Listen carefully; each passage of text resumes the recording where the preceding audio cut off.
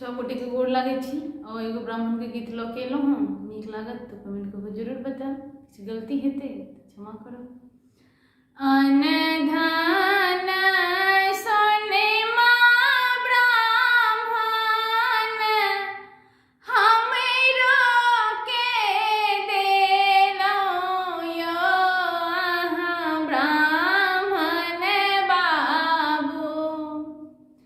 अन धन सोनेमा ब्राह्मण हमरो के देलो यो अहाँ ब्राह्मण बाबू।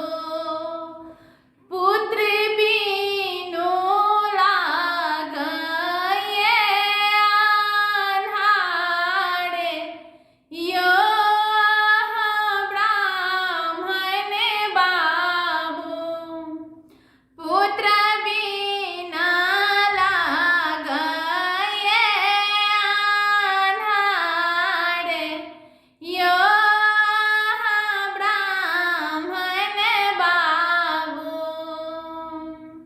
जो तोरा आहे सेवक पुत्र फल देबो यो अहाँ सेवक बाबू। हमरो के किए देबै दान यो अहाँ सेवक बाबू।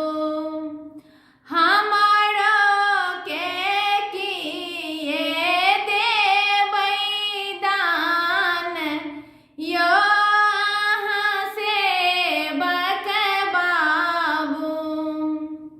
गाम के पश्चिम हम गहबर बनायब यो अहाँ ब्राह्मण बाबू।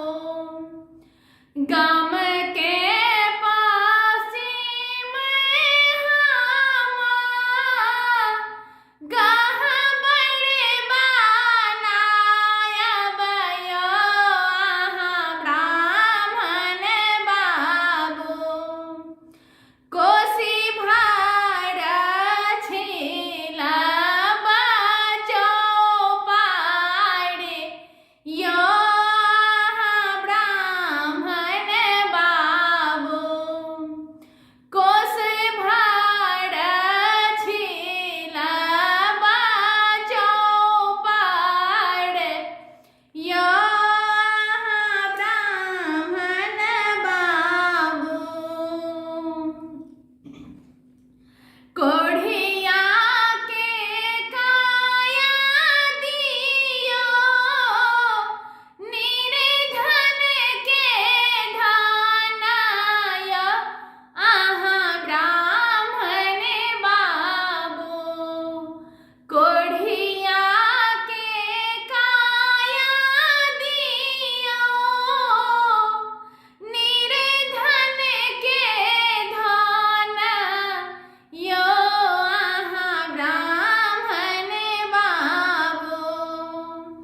बाझिन के दियो एगो पुत्र यो अहाँ ब्राह्मण बाबू।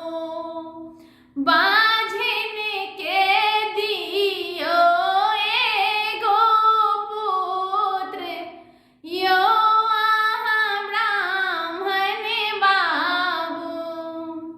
अन धन सोनेमा ब्राह्मण हमरो के देलो यो अहाँ ब्राह्मण बाबू। पुत्र बिना लागय उदास यो अहाँ ब्राह्मण बाबू। पुत्र बिना लागय उदास यो